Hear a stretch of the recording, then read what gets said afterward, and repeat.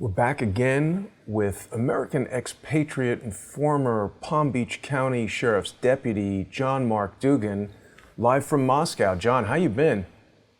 Hey, I've been pretty good. How are you? I'm good. You're looking well. For people who haven't seen you before, John, you, of course, had to flee the United States after revealing intense corruption in the Palm Beach County Sheriff's Office through your website, pbsotalk.org.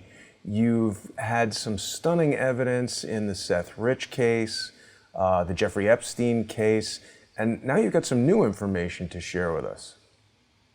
Yeah. So look, where do you want me to begin? I mean, this is really super sensitive, and I know that some of it, this is an exclusive first presentation of this, so I'm going to leave it to you as far as what you want to share. All right. So over the last couple of months, I've been doing some poking around with the whole Burisma thing, because Ukraine is Russia's neighbor. They're not friendly neighbors, but they are neighbors. And let me just say that back when the USSR was the USSR, Ukraine was a part of the USSR. So anybody from the former Soviet Union can get rid of their passport or trade in their passport, like if they're from Azerbaijan or from Armenia, they can actually come to Russia and trade in their passport and get a Russian passport and live in Russia. Mm-hmm. It's a bit of a process, but ultimately it's been helpful, and I'm going to tell you why. So over the last 2 months, I've been poking around Burisma. Are you familiar with Burisma? Absolutely.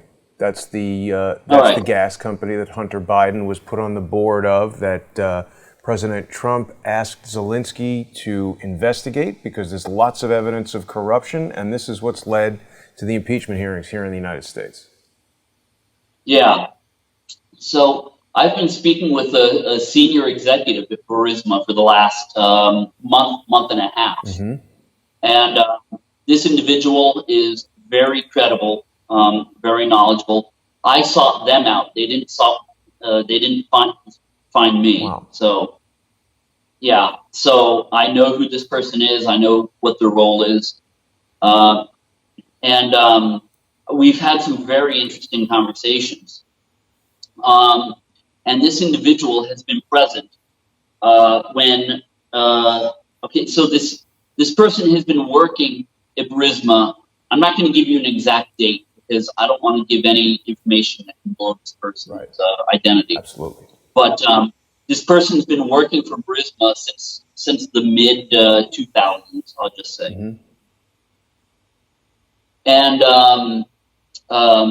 this person worked their way up the chain, and now they're a senior level executive that works with the top executive staff. And one of the people this person used to work directly for was a guy, the COO, by the name of Mykola Zlochevsky. Yes. Okay. Mm-hmm. And this person was actually present in 2013 and 2014 during talks between a guy by the name of Devin Archer, Hunter Biden, and Joe Biden, and some other very prominent American people. Mm-hmm. So I'm trying to I'm striking a deal with this person to come forward and give statements.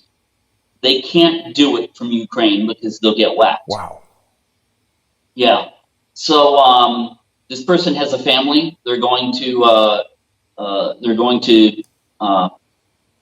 try to move to Moscow, and if I can facilitate this, if I can help facilitate this move, then this individual will go on the record in video with documents, and I've already seen these documents. Wow. And dates and times of meetings, It's very interesting stuff. Yeah, I mean, this is huge, John. This would obviously be someone who I would think President Trump and his defense team would want to testify if there is, in fact, an impeachment trial. Yeah, well, I don't think there's going to be, but I agree. but what this person can do is they can directly implicate Joe Biden in his role of getting Hunter elected and different promises that were made in exchange for Hunter Biden having a seat on the board of Burisma. Wow. So now there was this tweet that Donald Trump had put out that featured the Nickelback song, Look at This Photograph. And it shows Joe Biden, Hunter Biden, and I guess two individuals that were referred to as Burisma gas executives, or what do you know about this tweet? Nothing. Okay. Nothing. I actually haven't been following the Burisma case that much, other than trying to get in with some of the top level executives there. Huh. So that's amazing. I mean, you are like a bloodhound. I mean, people should remember you were a former police officer. You were in the Marines or the Army. What was your service in? Yeah, I was in the Marine Corps. Yeah, I was a training NCO in the Marine Corps, and then I left and I became a police officer. Right. So now, what was the name of the guy that you're saying was in this meeting that you just referred to? Well, there's been several meetings actually. A person by the name of Devin Archer. Devin Archer. Right. And what do we know about him? Well, I don't know, but I know that. So he also. I'm not sure of his role with Hunter Biden, but he and Hunter Biden both got employed by this Burisma company somehow. And now this wasn't just one meeting, because in April, sometime in April 2014, President Biden had another meeting with Nikola Zlochevsky. Yeah. So here's a Newsweek article talking about Devin Archer. This was in the tweet. So, you know, Trump likes to tweet memes. This was back in October of 2019. And I remember this, but didn't think too much of it. And certainly, you know, here we see the fake news media, Newsweek. This should be an A right here. But who is Devin Archer? They put Ukraine gas executive in quotes. Nickelback was very quick to hit this with some sort of copyright infringement thing that caused the tweet to have to go down.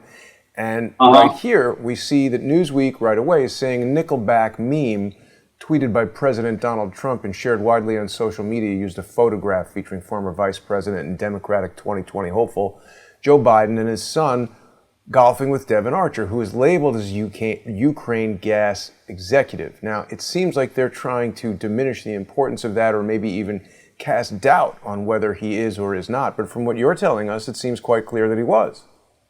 He is, yeah. Well, let me clarify that. He's not a Ukrainian. He's an American. Right. At least as far as I was told. I mean, he's an American guy. Right. But he was hired he was appointed to the board of Burisma, just like Hunter Biden was. Right. So does that make him a Ukraine gas executive? And yeah, of course it does. Yeah. Just like Hunter Biden was a Ukraine gas executive. Right. He wasn't Ukrainian, but he was on the board of a Ukrainian company. Yeah. And Newsweek confirms that. They are saying that he was hired by Burisma Holdings alongside Hunter Biden. Archer joined the firm shortly before his long-term business partner. So it seems like Hunter Biden and Devin Archer are long-term business partners. I don't know, you've been in a lot of different businesses, John. Do you make, crack addicts and cocaine problem individuals your long-term business partners, or is that usually something that would cause you to be skeptical about doing business with somebody? Well, that certainly isn't a wise business strategy unless your daddy happens to be the vice president who's going to steer a bunch of money in your direction. Yeah, I agree with that. So, and apparently this was happening. From what I'm told, a lot of money was coming in and being laundered through Burisma. And after the money was laundered through Burisma, this is how they were paying these people back. Mm-hmm. Mm-hmm.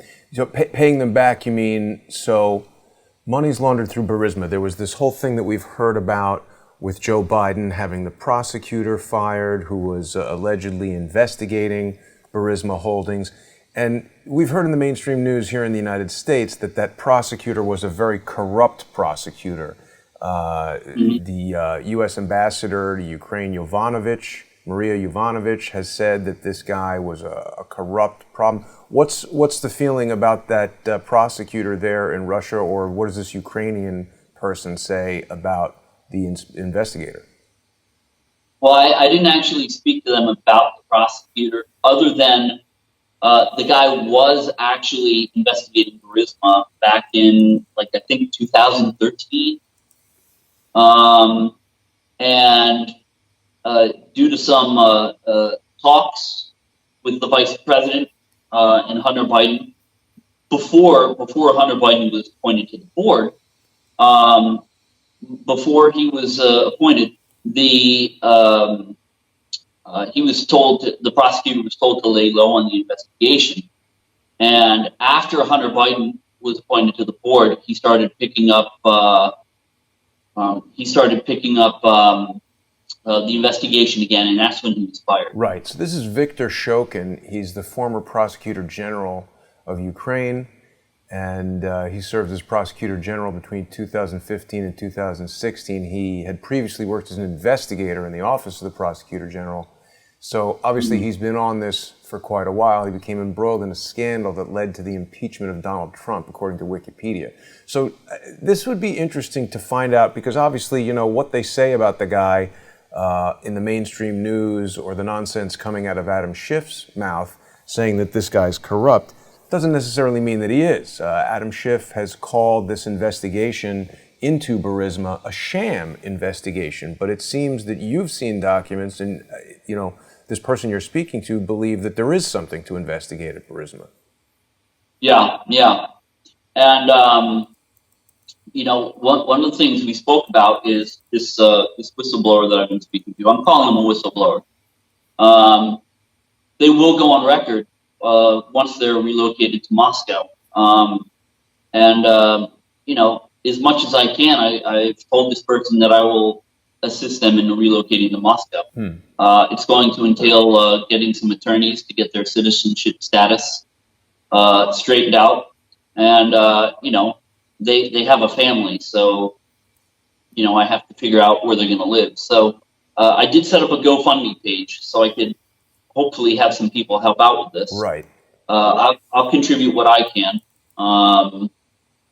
And if anybody out there can give me a hand in this, it'd be great.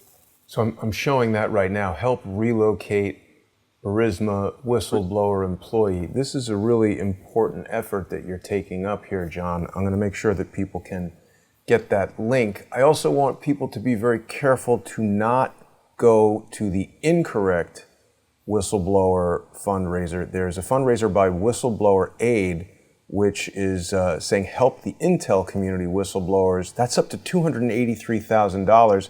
I'm pretty certain that this is going to be connected to Marc Zaid, the attorney for the anonymous whistleblower who's behind the Trump impeachment. We've spoken a lot how the Rose Compass law firm, Charles Ortel, gave us a lot of details about how the nonprofit that they're running is not properly registered. Marc Zaid is someone that Kevin Shipp, the recovering CIA officer who appears regularly with me on the intelligence assessment with Kevin Shipp, has told us that he actually went to Marc Zaid to be his attorney when he was blowing the whistle on the CIA, and Marc Zaid actually delivered information to the CIA, drained Kevin of money, and never helped him at all. So I don't trust Marc Zaid at all. I want to make sure that people go to your Whistleblower, your Burisma Whistleblower GoFundMe site. Do not mistake any other GoFundMe. John's put together a graphic here that features the Ukrainian flag. Make sure that if you are wanting to help this Burisma Whistleblower, make sure that this is the site that you're giving it to. And John, I think it takes, a lot of people are very skeptical, as they should be. What can we tell people to reassure them that this is a legitimately operated GoFundMe site and that the money will go to the whistleblower properly? I guess that's hard to do. Look, I've always said I don't want any money from me. When you told me to set up a Patreon account the first time, I said no, yeah. I don't need the money. I'm going to be donating money myself to the Burisma. I'm going to find this person an apartment. I'm going to be donating my time. And no, look, it's 10,000. It's not 200 like this That's other right. guy, because it's not going to require that much. Right. It's just going to require an attorney and some housing and some stuff just for this guy, for this whistleblower temporarily. Mm-hmm. So, I'm not in this for the money. I've helped 8 people get asylum here in Russia now. Wow. I put on there one of my last ones, Michaela Kantila, who's in Russia now. He just applied for asylum a few months ago. Mm-hmm. So I'm helping all these different people who have blown the whistle in some form or fashion in multiple countries, not just the United States, but in different countries. Get asylum here. So, I don't know. I don't know what else to say, but when this person's over here, we're going to do a full interview. And actually, I've arranged with this person to do a short little interview in a couple of days. Wow. Where I'll have to alter their voice, and there won't be it'll just be audio, because if this person gets found out, it's almost certain death. There's a lot of money involved, and a lot of bad people involved, and look, they're willing to manipulate the political and legal process at the highest levels in the United States. Certainly, killing someone is not going to be beyond them. And you've risen to some level of national prominence there in Russia. You've been on television, and everybody basically knows your story as a former Palm Beach County Sheriff's deputy, how you had to basically escape for fear of your own life. And do you know, is Putin or anyone in his administration aware of you there? I don't know. I was just in this magazine, actually. Mm-hmm. And as far as Putin, I don't know. Maybe. I'm sure he is. Mm-hmm. But I don't know. I do television appearances once a month here. I talk about different topics concerning Russia. I'll talk about one of my last ones was self-defense. The United States versus Russia, policy. Mm-hmm. Guns and things like that? Yeah. Because people are actually allowed to have guns here. But we don't have the violence here that seems to be plaguing the United States. Right. And then, of course, I have my book. Right. And that's a good way that people can support you. So people who are sitting at home wondering, how does John earn money? You're doing contract IT work there. You're an IT expert. You've told us about how you created pbsotalk.org. You told us how you used your IT skills at the time, to track Ghislaine Maxwell to Brazil. We don't know if she's still there, but that was very interesting. People can still purchase the book, Bad Wolf, by going to badwolf.com right there. Well, actually, just get it through Amazon. It's much easier. Oh, yeah? Okay. Yeah. So people can send it can purchase it from Amazon, and then this way the CIA makes some money on it as well. Yeah. So what else can you tell us about this, John? This sounds like it's going to be a really explosive story if you're able to get the whistleblower to safety and get that person's story heard? This person's been working there for 12 or 15 years, Mm-hmm. And they have a lot of knowledge of what's happening. They have a lot of knowledge of the books, like the accounting. Right. And where the money comes and goes. So, it's going to be very interesting to see what happens in the next maybe month, maybe two.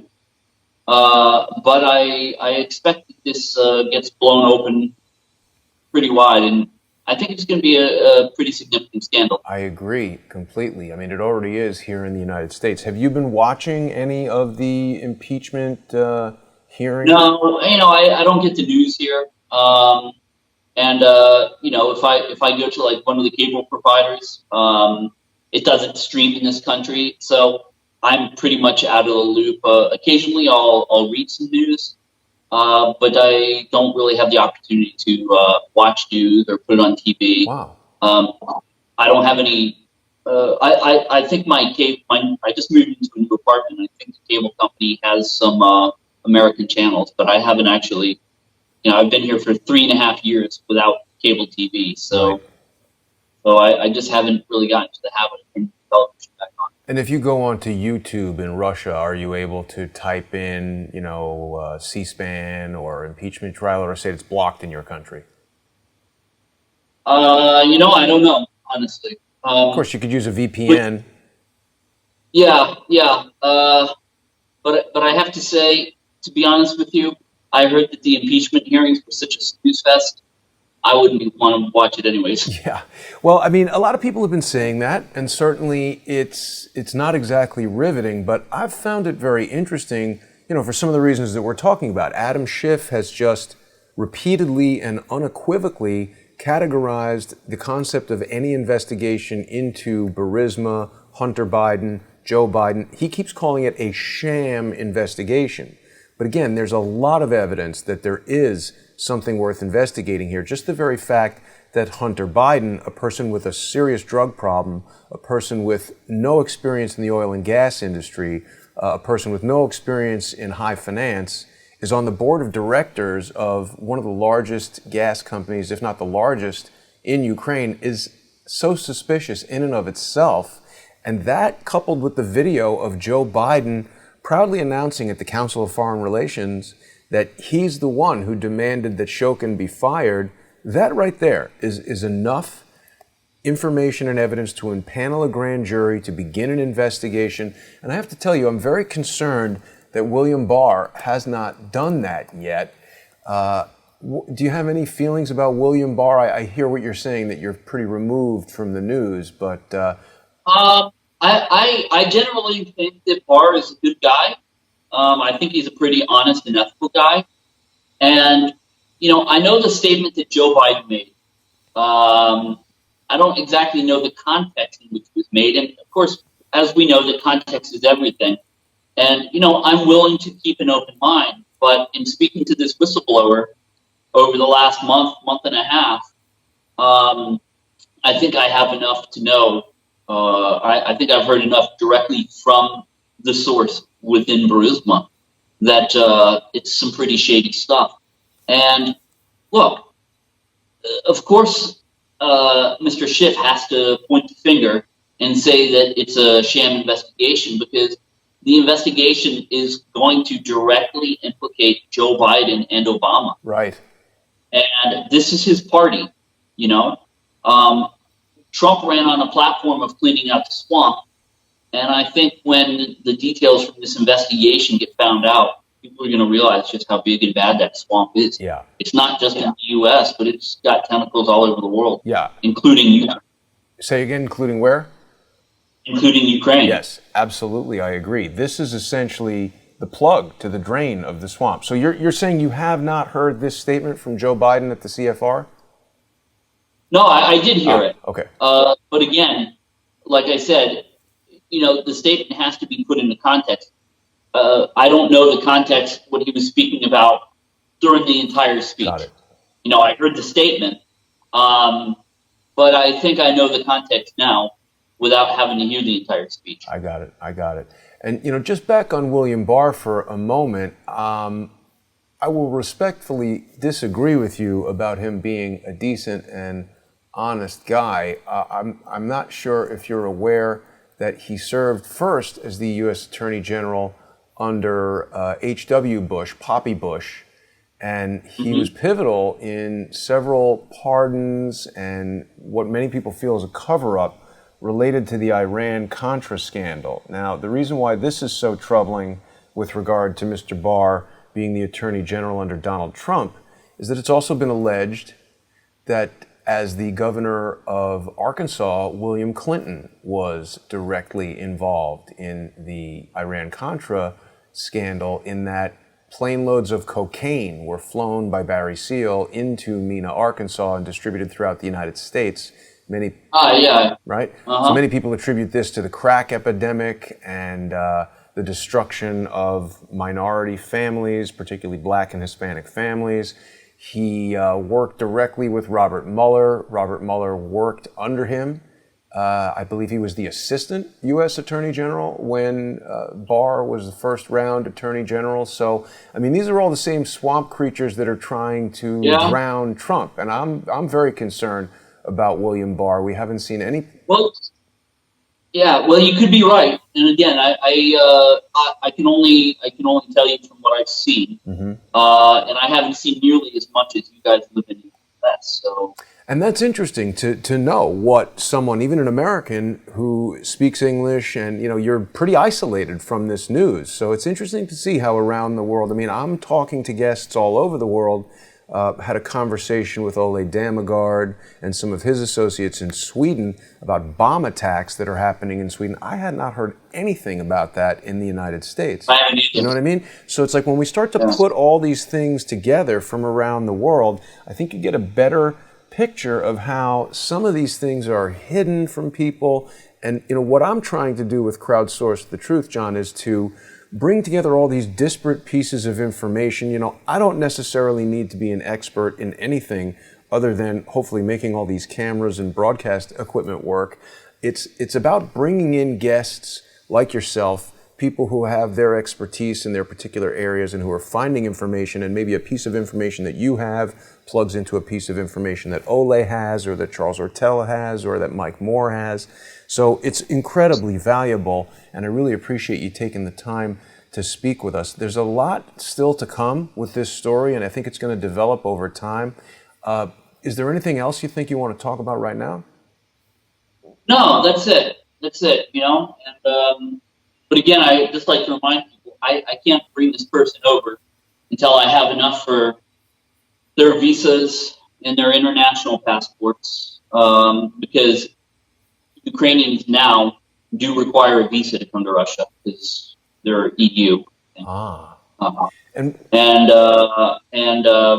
for them to speak to an attorney, and at least a place for them to stay for until we can get the ball rolling. So if people will help me out, we will get this done. Absolutely. I will certainly do everything to get this done. It's a fantastic effort, John. What can you tell us just in general about the sentiment there in Russia towards Ukraine? How do the average, your friends and things, what do they think about Ukraine? They don't really talk about it. I mean, there's a little bit of animosity because, look, when Belarus, when the USSR split up, Belarus stayed friends with Russia, and they kind of snubbed the UN, the EU. Mm-hmm. However, the Ukraine thought the grass was greener on the other side, and they didn't. And there's a bit of animosity over that, because now the Ukrainians they're angry because they have tremendous debt, they have big problems. Being in the EU, they're the poorest. I think they're the poorest country in the EU, and I think there's a lot of animosity on both sides because of this. Mm-hmm. Interesting. And what's the sentiment about Vladimir Putin? I know a week or two ago there was some news that we heard that the entire government resigned or something along those lines. What do you think about that? Yeah, it's a bunch of crap that they're reporting in the West. There is a new government. There's a new parliament. And it is because of some laws that have been passed. But, if Putin wanted, he could have simply told Parliament to abolish the term limit option. He could have just stayed president. But the people here have been crying for more power. They've been wanting more power, more control within Russia, and the changes in Parliament do exactly. It's given the people more what they want. Yeah, I think it's very difficult for us to get a clear idea of what is going on there in Russia here in the United States, because we get these vague reports of things that are, kind of incomplete, and I don't think the average American has a very good understanding of how the Russian government even operates. So, we hear something and we just don't really know what's true, what's false, what to make of it.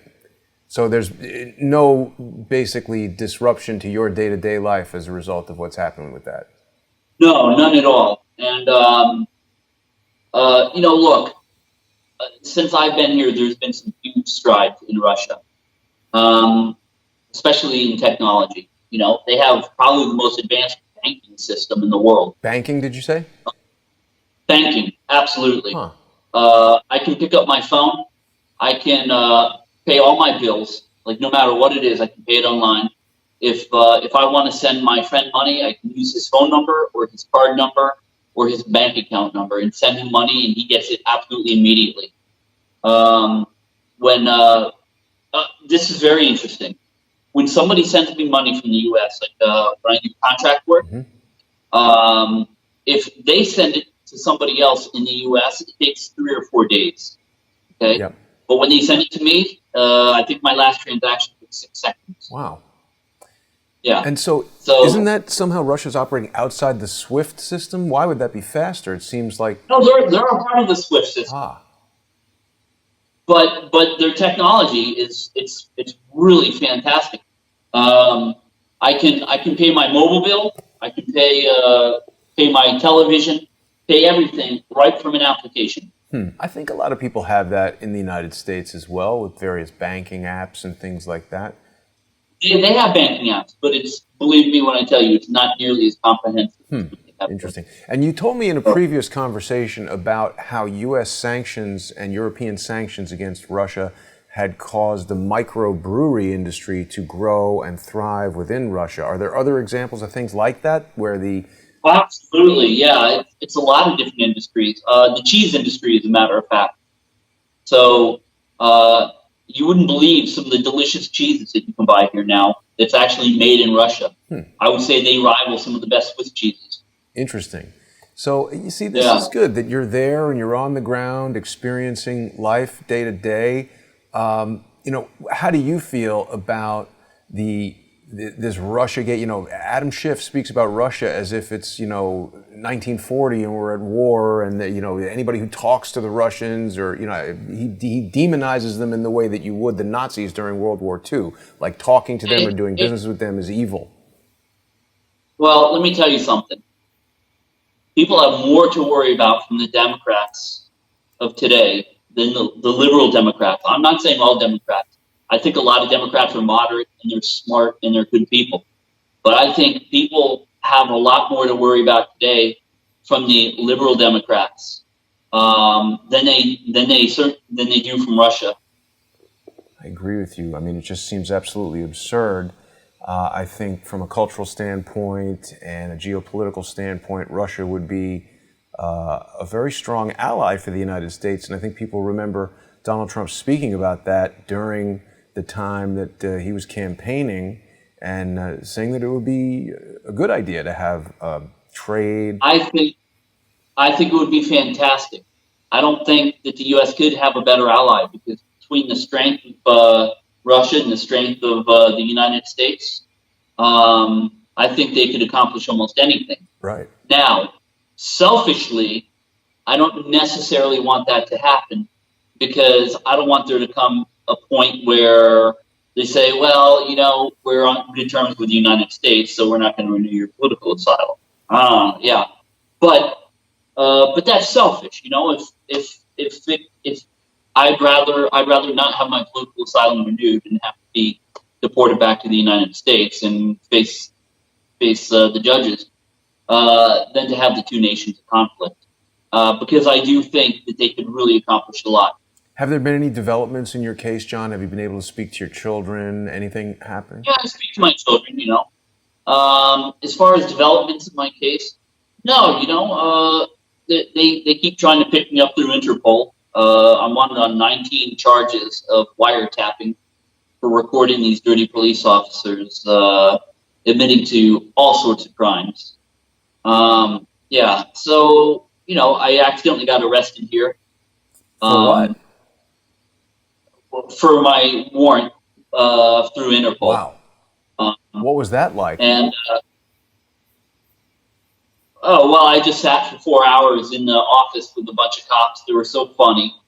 And once they were able to verify my political asylum, we went out to dinner, and then we went fishing the next day. With the cops, huh? Yeah. And I imagine there's got to be some rapport. They are aware that you were a police officer in the United States, right? Yeah, well, now, yeah. So you're friends with these guys now.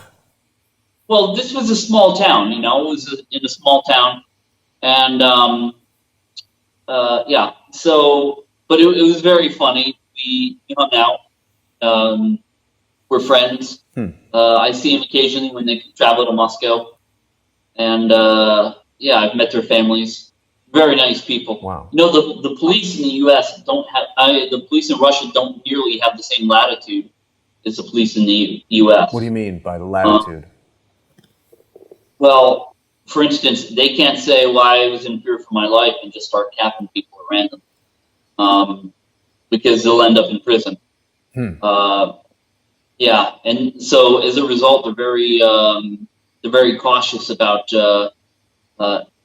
abusing that. And I think last year, the year before, there was only one person that was shot by the police. Wow.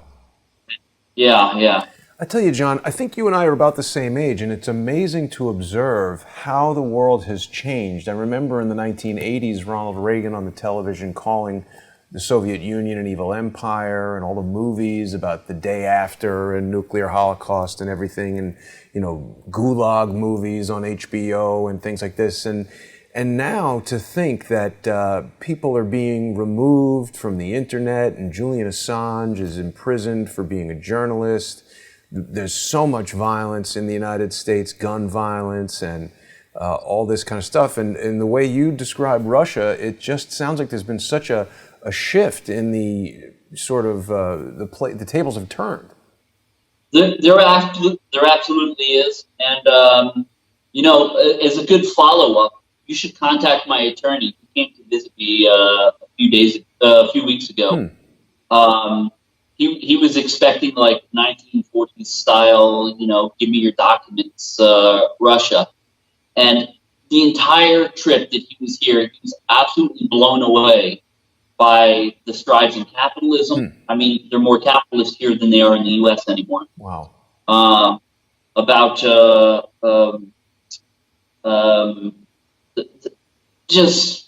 name it. The food here is unbelievable.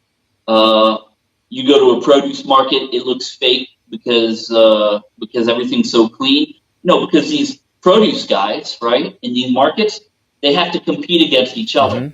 So they polish their vegetables and they wash everything really nice to do these incredible displays of their produce. And you don't have the same when you walk into like Publix, right, or someplace like that. I mean, I've personally observed that even just the taste of fruit and vegetables in the United States is almost completely gone. I've presumed it's because of over farming and all of the Monsanto type, glyphosate. And I believe it's correct that glyphosate and all that stuff, GMO, has been banned in Russia. Isn't that correct? Yeah, it's absolutely banned. In fact, one of the biggest things where you can tell the difference, right? Is when you walk into a McDonald's here, it smells totally different than a McDonald's in the U.S. And the food tastes totally different because they're not allowed to use the fillers in the food here. Wow. And the other thing is watermelon. Yep.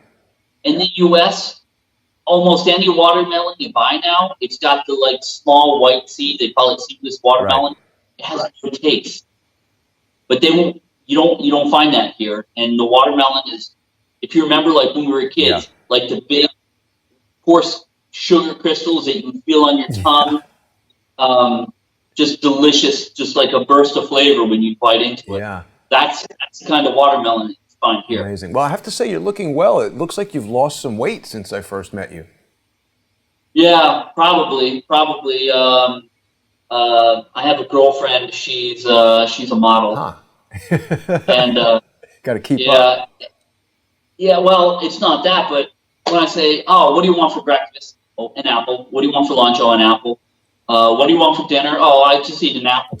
And I've gotten pretty lazy about just making myself dinner, so I just eat apples with it. Wow, I hope you're eating more than just apples. But I am. I'm glad to hear that your situation is improving and that you're finding some happiness there. Well, anyway, John, I really appreciate you contacting me with this information, and certainly if there's anything that I can do to help you with this effort to bring the Burisma whistleblower to safety and get the information to come forward, I'm very interested in that as well. So I hope that viewers will visit this GoFundMe page. I will have the link in the description to this video, and hopefully we can create a safe environment for this person to bring the information forward. John, I want to thank you for joining me today, and if there's anything else you'd like to say, I think that's about it for now. That's it. Great. Thank you so much for having me. Wonderful. Thank you, John, and thanks everybody for watching. I want to say hi to your listeners too, by the way. Absolutely. All right. Okay. See you soon, John. Thanks very much. Yeah. Goodbye. Пока. Пока. До свидания.